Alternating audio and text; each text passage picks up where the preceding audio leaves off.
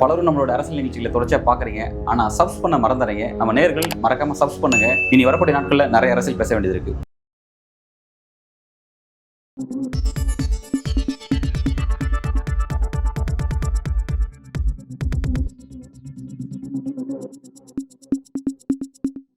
வணக்கம் sir.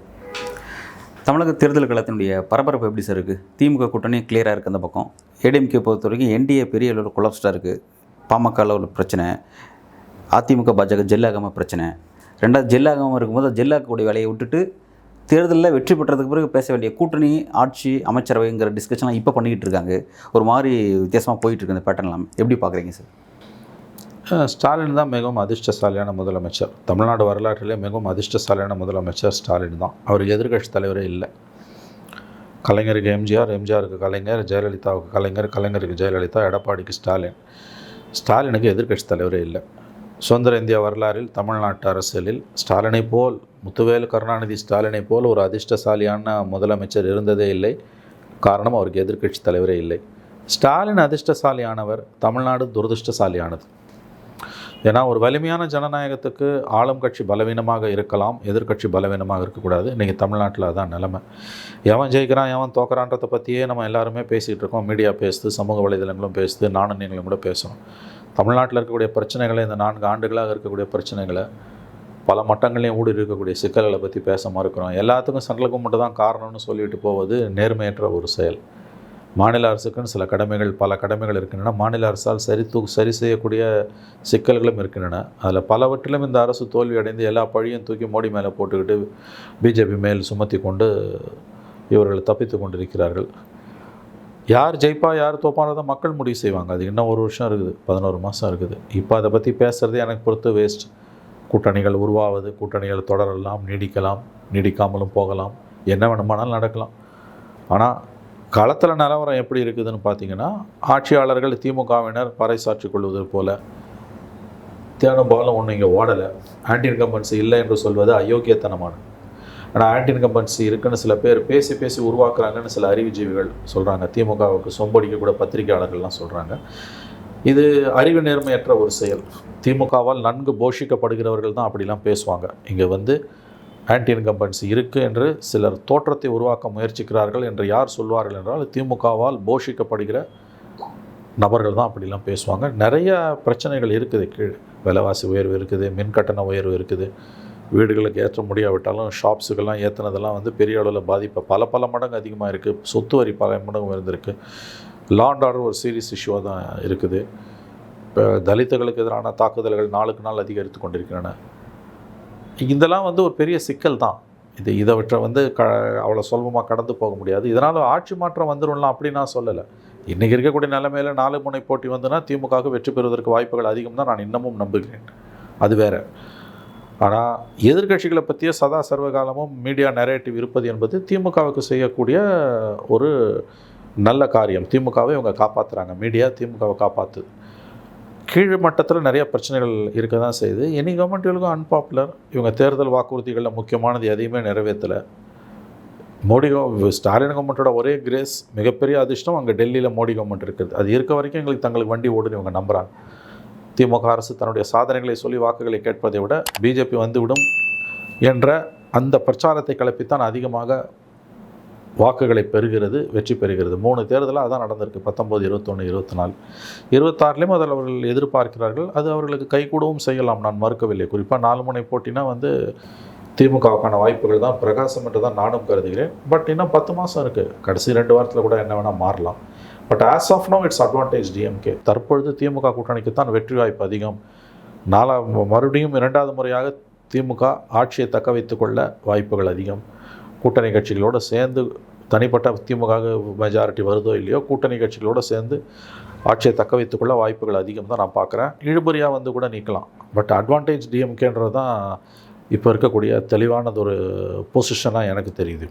Anti incumbency பெரிய அளவில் இருக்குன்னு நீங்கள் சொல்லிட்டு இருக்கீங்க சார். இப்போ அப்படி ஒரு கருத்து சொல்லும்போது அதுக்கு எதிரான கருத்து ப்ரோ இன்கம்பன்சி இருக்குது இந்த கவர்மெண்ட்டுக்கு அப்படிங்கிற விஷயத்தை குறிப்பிட்றாங்க. ப்ரோ இன்கம்பன்சின்னு ஒன்று இல்லவே இல்லைங்க. அது முட்டாள்தனமான பேச்சு. உலகத்தில் எங்கேயுமே ப்ரோ இன்கம்பன்சின்னு ஒன்று கிடையாது. வேறு வழி இல்லைன்னு குத்திட்டு போவானே ஒழிய ப்ரோ இன்கம்பன்சின்னு ஜனங்க வந்து எந்த ஆட்சியாளர்கள் மேலேயும் காதல் கொண்டு போய் 2வது முறை ஓட்டு போட்டதே கிடையாது. நீங்கள் கேட்கலாம் திரும்ப திரும்ப கவர்மெண்ட்டெல்லாம் தேர்ந்தெடுக்கப்படுது, அது வேறு வழி இல்லாமல் போய் குத்துறது, அதுக்கு பேர் ப்ரோ இன்கம்பன்சி கிடையாது. நீங்கள் சொல்கிற இந்தியா பூரா நான் சொல்கிறேன், எங்கேயுமே கிடையாது. அது எதிர்கட்சி சரியா இல்லைன்னு குத்துறது, அது ஓட்டு செதறதால இவங்க ஜெயிக்கிறது. ப்ரோ இன்கம்பன்சின்றதே கெட்ட வார்த்தை, அறிவில்லாதவன் தான் அதை பேசுவான். என்னை பொறுத்த வரைக்கும் there is only anti incumbency தான். குறைந்தபட்ச ஜனநாயக புரிதலும் வாக்கு வங்கி அரசியலை பற்றின அறிவும் இருக்கும், அதை பேசுவோம். சில இப்போ அந்த ஒரு கவர்மெண்ட் கொடுக்கக்கூடிய நிர்வாகம், பிறகு அவங்க கொடுக்கக்கூடிய ஸ்கீம்ஸு, அவங்க கொடுக்கக்கூடிய அந்த சேஃப்டி, இதனால் வந்து அந்த கவர்மெண்ட்டுக்கு ஆதரவான விஷயம் வந்து உருவாகும் இல்லையா ஒரு மக்களுக்கு? அது எப்படின்னா வருங்க, அதை நான் சொல்கிறேன். அந்த ஓட்டை வச்சு நீங்கள் சொல்கிறீங்க எதிர்கட்சி வாக்குகள் செதறதால் அது வருது. அது இப்போ ஜெயலலிதா 2016 வந்து நான் நல்லாட்சி ஆலயம் வந்தது கிடையாது. 1.5% ஓட்டை உடச்சான். புரிஞ்சுக்கிறேன். நீங்க மக்களோட அபிலாஷைகளை பரிபூர்ணமா திருப்திப்படுத்தவே முடியாது. Any government will go unpopular day by day. சரி, அதை புரிஞ்சுக்கிறேன். சரி, இப்போ நீங்கள் ஜெயலலிதா உதாரணத்தை சொன்னீங்க. இப்போ அதே எம்ஜிஆர் உதாரணத்துக்கு போங்களேன். எம்ஜிஆர் பேக் டு பேக் 3 முறை வந்தார். இப்போ அது எப்படி? இல்லைங்க, 3 முறை எம்ஜிஆர் வந்தார், எதிர்கட்சிகள் ஸ்ட்ராங்காக இல்லை. இல்லைங்க, கலைஞர் 77, 80, 84 எம்ஜிஆர் வந்தார். எம்ஜிஆர் மேலே அவங்களுக்கு ஒரு சாய்ஸ் இருந்தது. இன்றைக்கி நிலைமை அன்றைக்கி வந்து திமுக வந்து சரிஞ்சு போச்சு. எதிர்கட்சியோட பலவீனம் அது. அப்படியே காதல் கொண்டு போய் ஓட்டு போடுறது கூட அப்படியே இருந்தீங்கன்னா தட் ஹேப்பன் 40 years பிஃபோர். இன்றைக்கி பேசுங்க நீங்கள். இல்லை, ஆனால் நீங்கள் எப்போவுமே அப்படி இல்லைன்னு இல்லை எப்போவுமே நீ டேக் இட் கம்பேரிட்டிவ். இப்போ இந்திரா காந்தி காலத்தில் 47 77 வரைக்கும் எப்படி வந்தது? அப்பயும் இதே தான், எப்பயுமே இல்லை. உண்மையிலே சொல்கிறீங்கன்னா அப்போ மட்டும் என்ன ஆப்ஷன் இல்லைங்க எனக்கு. Unknown angel is better than known devil is better than unknown angel. தெரியாத சீதேவியை விட தெரிஞ்ச மூதேவி மேலுன்றது. அதனால தான் நான் சொல்கிறேன், ப்ரோ இன்கம்பன்சி எந்த காலத்துலையும் இருந்தது கிடையாது. இந்திரா காந்தியாக இருக்கட்டும், நேருவாக இருக்கட்டும், எம்ஜிஆராக இருக்கட்டும், ஆப்ஷன் இல்லை. இன்றைக்கி வந்து உங்களுக்கு அது இன்னும் கொடுமையாக போய் நிற்குது. ப்ரோ இன்கம்பன்சின்னு எப்படிங்க வரும்? எந்த கவர்மெண்ட்டுமே மக்களுக்கு எதிரானதான், அதை புரிஞ்சுக்கோங்க. இந்த மாதிரி மக்கள் நலன் கொண்ட அரசு என்பதில் உலகில் ஒரு புறத்தும் இல்லை. இன்னும் டிகிரி தான் வேரி ஆகும். அதாவது இப்போ நீங்கள் வந்து இவங்களுக்கு மறுபடியும் ஓட்டு போடுறான்னா எதிர்க்க சரியா இல்லை. இவன் வந்து விரும்பி ஒன்றும் போடல. 2வது ஓட்டு உடையுது. அதனால் இந்த ப்ரோ இன்கம்பன்சின்றது வந்து ரொம்ப, அதாவது வந்து ரொம்ப தவறான ஒரு வார்த்தை. அப்படி ஒன்று இல்லவே. எனக்கு ஒரு விஷயம் டவுட் சார். இப்போ ஒரு கட்சி ஆளுங்கட்சி இருக்குன்னா அந்த கட்சியுடைய ரெகுலர் வாக்காளர்கள் இருப்பாங்க, அந்த கட்சிக்கு எதிராக வாக்களிக்கவங்க இருப்பாங்க. அவங்க வந்து ஆன்டி இன்கம்பன்சி பார்த்து தான் அவங்க வாக்களிப்பாங்க. ப்ரோ வாக்காளர் எப்போ அவங்களுக்கு தான் வாக்களிப்பாங்க. ஆனால் இது நடுவில் இருக்கிற மக்கள் வந்து அந்த நிர்வாகம், அந்த அவங்க 5 வருஷம் நடந்துக்கிட்டது இதெல்லாம் பார்த்து வாக்களிக்கிற மக்களும் இருக்காங்க. அப்படி ஒரு விஷயமே இல்லை, முற்றிலும் அந்த மாதிரியான ஒரு விஷயமே இல்லை. ப்ரோ இன்கம்பன்சின்னு ஒன்று இல்லைன்றேன் நான். என்னை பொறுத்த வரைக்கும் அது இல்லை. வேறு ஆப்ஷன் இல்லாமல் தான் அது போய் விழுது. இன்க்ளூடிங் குஜராத் 2004 to 2000 ஆப்ஷன் இல்லை. கவர்மெண்ட்டில் ஆப்ஷன் இல்லை. அந்த ஆப்ஷன் இல்லை, அவ்வளோதான். இப்போ நீங்கள் எல்லாமே நான் தான் ஓப்பனாக சொல்கிறேன். துண்டு அது கேட்குறீங்க நீங்கள். ஓப்பன் ஸ்வீப்பிங் ஸ்டேட்மெண்ட் ப்ரோ இன்கம்பன்சின்னு ஒன்று கிடையாதுங்க. அது எப்படிங்க இருக்க முடியும்? எல்லா கவர்மெண்ட்டுமே அன்பாப்புலர் கவர்மெண்ட்டுங்க. எல்லா கவர்மெண்ட்டுமே மக்களுக்கு எதிரான கவர்மெண்ட்டு தாங்க. வேறு வழி இல்லை. நான் சொல்கிறேனே, தெரியாத சீதையை விட தெரிஞ்ச மூதேவியை மேலும் குத்திட்டு போகிறான், அவ்வளோதான். இதோட அர்த்தம் வந்து ப்ரோ இன்கம்பன்சி கிடையாது. அது ஆட்சியாளர்களுக்கு வக்காலத்து வாங்கக்கூடிய ஆட்சியாளர்கள் முட்டு கொடுக்கக்கூடிய வந்து அந்த வார்த்தையை சொல்லுவோம். எங்கே தேனும் பாலும் ஓடுது, எவன் வந்தாலும் ஒரு நிலைமை தான். சாமானியனோட வாழ்க்கையில் என்ன மாற்றத்தை கண்டுட்டீங்க நீங்கள் சொல்லுங்கள்? எந்த ஒரு அரசியல் கட்சிக்காவது 2வது தடவை ஓட்டு போடுறதுன்றது வந்து ஒரு சாதாரண அறிவு இருக்கவனுக்கு சாத்தியப்படக்கூடிய ஒன்றா? ஆனாலும் அவன் செய்கிறானா, ஏன் செய்கிறான் அதை சொல்லுங்கள். வேறு வழி இல்லை எனக்கு. அதனால் இந்த ஆன்டி இன்கம்பன்சி ப்ரோ இன்கம்பன்சின் போது ப்ரோ இன்கம்பன்சின்றது இந்த வார்த்தையை 2011 பேசினாங்க திமுகவில். ஓட்டிங் இப்போ காலையில் 8 மணிக்கு கவுண்டிங் ஆரம்பிக்கும் போது 10 மணி வரைக்கும் பேசின்னு கிடந்தானுங்க. 10 மணிக்கெல்லாம் காணாம போட்டானுங்க. ஜெயலலிதா 140 160 சீட்டு அடித்து வந்தோன்னு. இதே தான் 2001 பேசினாங்க. ப்ரோ இன்கம்பன்சி இருக்குது, திமுக வந்துடும். ஜெயலலிதாவாலே நிற்க முடியல, அவங்க டிஸ்குவாலிஃபைடு, அதனால் திமுக வந்துடும், கலைஞர் வந்துடுவார் அப்படி இப்படின்னாங்க. தேர்தலில் நிற்காம அந்த அம்மா டிஸ்குவாலிஃபை ஆகி திமுக 132 சீட்டு ஜெயிச்சுது. நான் சொல்ல ஒரு பாயிண்ட்டை புரிஞ்சுக்கோங்க. ப்ரோ இன்கம்பன்சின்ற கான்செப்ட் இருக்குல்ல, அது ரொம்ப தப்பான கான்செப்ட். அதை பேசாதீங்கன்ற நான். பேசாதீங்கன்னா அது ஏன் கருத்து? Any government will go unpopular day by டே.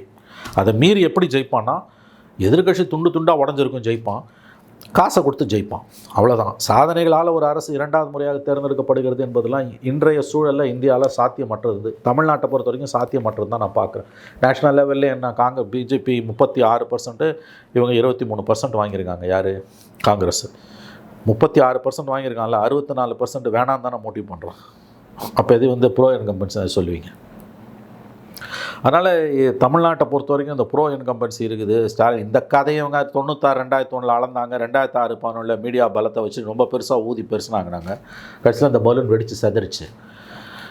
வாய்ப்பு இருக்குது, இவங்க ஜெயிப்பங்க மாட்டாங்க, அதனால் வந்து ஸ்டாலின் வந்து இந்த தடவையோட தோற்றுருவார் அப்படிலாம் நான் சொல்லலை. மறுபடியும் 2வது முறை கூட ஸ்டாலின் ஜெயிச்சு சிஎம் ஆகலாம், அவருடைய அதிர்ஷ்டம் கண்டினியூ ஆகலாம். இப்பயும் சொல்கிறேன்ல, Stalin is the most luckiest chief minister, எதிர்க்கட்சியே அவருக்கு இல்லைன்னு. அந்த அதிர்ஷ்டம் 26லையும் ஸ்டாலினுக்கு தொடரலாம். அதோட அர்த்தம் வந்து it is not pro incumbency, எதிர்க்கட்சிகளோட பலவீனம் அது, அவ்வளோதான்.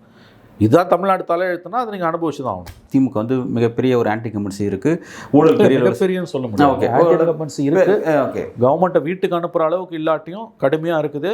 1 இயரில் இன்னும் நிலைமை மோசமாகலாம் ஸ்டாலின் சுதாரிச்சு கொள்ளலைன்னா. ஓகே, ஸ்டாலின் அவர்களுக்கு ஆன்டி கம்பன்சி இருக்குங்கிறது மறக்க முடியாது. ஓகே, மதவாதத்தை எதிர்க்கக்கூடிய எல்லாருக்கும் வந்து 2026 தேர்தலில் மீண்டும் திமுக தான் அப்படிங்கிற மாதிரியான ஒரு ஆப்ஷன் இப்போ இருக்குது. இப்போ இருக்கிற பாலிடிக்ஸை பார்க்கும்போது 4 முனை போட்டியை பார்க்கும்பொழுது மீண்டும் திமுக தான் அப்படிங்கிற மாதிரியான ஒரு வாய்ப்பு இருக்க மாதிரி இருக்குது. அப்படி இருக்கும்பொழுது திமுக கிட்ட கவனிக்க மாதிரியான பிரச்சனை என்ன, இந்த பிரச்சனை சீரியஸான பிரச்சனையாக இருக்குது அப்படின்மா நீங்கள் எதை லிஸ்ட் அவுட் பண்ண விரும்புகிறீங்க? கரப்ஷன். ஓகே, கரப்ஷன் ஒரு பெரிய இஷ்யூவாக இருக்குது. மதவாதத்துக்கு எதிரான போராட்டத்தில், ஃபாசிசத்துக்கு எதிரான போராட்டத்தில் தூய்மையான நிர்வாகம் என்பது அடிப்படை தேவை. Clean government is a basic necessity for a fight against ஃபாசிசம்னுவாங்க ஆங்கிலத்தில். ஃபாசிசத்துக்கும் மதவாதத்துக்கும் எதிரான போரில், அரசியலில் தூய்மையான நிர்வாகம், ஊழலற்ற நிர்வாகம் என்பது அடிப்படை தேவை. குறைஞ்சபட்சம் அடிப்படை தேவைன்னா முடிஞ்ச வரைக்குமாவது நேர்மையாக இருக்கணும். நாங்கள் ஊரை கொள்ளடிப்போம், எவ்வளோ வேணால் சம்பாதிப்போம், அது கடைசி ஒரு வருஷம் ஸ்லாக் ஓவர் மாதிரி 50 ஓவர் மேட்ச்சில் கடைசி 10 ஓவர் 41வது ஓவர்லேருந்து 50வது ஓவர் வரைக்கும் ஸ்லாக் ஓவர்னுவாங்க, 6-4ன்னு அடிப்பாங்க. அந்த மாதிரி இப்போ அடிக்க ஆரம்பிச்சிருக்காங்க. அதனால் வந்து இப்போ அடிக்க ஆரம்பிச்சிருக்காங்க. அதில் சந்தேகமே வேணாம். ஊழல் வந்து தமிழ்நாட்டில் ஒரு பெரிய இஷ்யூ தாங்க. அதை யாராவது மறுக்கிறாங்கன்னா அவங்களுக்கு ஒன்றும் அரசியல் தெரியலன்னு அர்த்தம், இல்லை அவங்க உள்ளொன்று வைத்து புறமொன்று பேசுகிறார்கள்னு அர்த்தம். தூய்மையான நிர்வாகம் ஃபாசிசத்துக்கு எதிரான போராட்டத்தில் அடிப்படையான ஒரு தேவை. பாஜகவுக்கு எதிரான போராட்டத்தில் திமுக அரசு தூய்மையாக இருப்பது அடிப்படை தேவை. துரதிருஷ்டவசமாக அவர்கள் இல்லை என்பதுதான் உண்மை. அதனால் இவங்க வந்து இப்போ இருக்க நிலைமையில் 4 முனை போட்டியில் திமுகவுக்கான வெற்றி வாய்ப்புகள் அதிகம். கடைசி நேரத்தில் என்ன வேணால் நடக்கலாம், அது வேறு. இன்றைக்கி இருக்க சுச்சுவேஷனில் 4 முனை போட்டி உறுதி. 4 முனை போட்டி உறுதினா திமுகவுக்கு வாய்ப்புகள் அதிகம். ஆனால் இது நிலைத்த ஒரு வெற்றியாக கண்டிப்பாக வேணும்னா குறைஞ்சது 1 வருஷமாவது நாங்கள் வந்து லஞ்சம் வாங்க மாட்டோம், நாங்கள் கொள்ளடிக்க மாட்டோம், நாங்கள் வந்து இந்த மாதிரி வந்து சாமானிய மனிதனை பாதிக்கக்கூடிய தப்பெல்லாம் பண்ண மாட்டோம், பொருளாதாரத்தை வந்து பெரிய அளவில் பாதிப்புக்கு உள்ளாக்க மாட்டோம் அப்படின்னு ஒரு உறுதிமொழி எடுத்துக்கணும். 1 வருஷத்துக்கு தப்பு பண்ண மாட்டோம், லஞ்சம் வாங்க மாட்டோம்னு ஆட்சியாளர்கள் உறுதி ஏற்றுக்கொள்ள வேண்டும். இல்லைன்னா உங்களுக்கு கஷ்டம். 2வது, மாற்று கருத்து சொல்லக்கூடியவர்களை வந்து பற்றின விமர்சனத்தில் மதிப்புடன் இருக்க வேண்டும். நீங்கள் வந்து யாராவது கருத்து சொன்னாங்கன்னா அவங்களுக்கு என்ன தெரியும், அவங்களுக்கு வேறு வேலை இல்லை அப்படிலாம் சொல்லாமல், கலைஞர் அப்படிலாம் சொன்னது கிடையாது. அவர்கள் கருத்தை செவிமடுப்போம்னு சொல்லுவார். இல்லை குறைஞ்சபட்சம் கோபம் அதிகமாக இருந்ததுன்னா கடந்து போவார். சில நேரத்தில் மௌனம் ஒரு சிறந்த மொழி. அது 2வது. இது 2 ரொம்ப முக்கியம். முதல்ல சொன்னது தான் ரொம்ப முக்கியம். நீங்கள் அட்லீஸ்ட் லாஸ்ட்டு 1 இயர், கடைசி 1 வருஷம் நாங்கள் ஒழுங்காக இருப்போம், கடைசி 1 வருஷம் நாங்கள் லஞ்சம் வாங்க மாட்டோம் அப்படின்னு ஒரு உறுதிமொழி எடுத்தால் மக்கள் மத்தியில் நல்ல பேர் வரும். இல்லை இதெல்லாம் சொல்ல நீ யாரா, ஊழல் வந்து நான் இதெல்லாம் ஊர் பூரா நிறைஞ்சது தான், ஜெயலலிதாவுக்கு சொன்னியா, பிஜேபிக்கு சொல்கிறியா, இப்படிலாம் கேள்வி கேட்டிங்கன்னா அமோகமாக நீங்கள் வந்து இதற்கான பலனை அனுபவிப்பீர்கள். இதெல்லாம் வந்து நட்பு சக்திகளின் கருத்து. நட்பு சக்திகளை எதிரிகளாக மாற்றிக்கொள்வதில் திமுக கடந்த 4 ஆண்டுகளில் கின்னஸ் ரெக்கார்ட் படைத்து கொண்டிருக்கிறது. இதுக்கு பிறகு அவங்க தான் முடிவு பண்ணணும். யாருக்கும் புத்தி சொல்கிறது என் வேலை கிடையாது. நன்றி சார். தமிழக தேர்தல் அரசியலத்தை பற்றி விரிவாக பல்வேறு கருத்துக்களை சொன்னீங்க. அடுத்த கட்ட நகர்வு எதை நோக்கிங்கிறத பொறுத்து வந்து பார்க்கலாம். நன்றி சார்.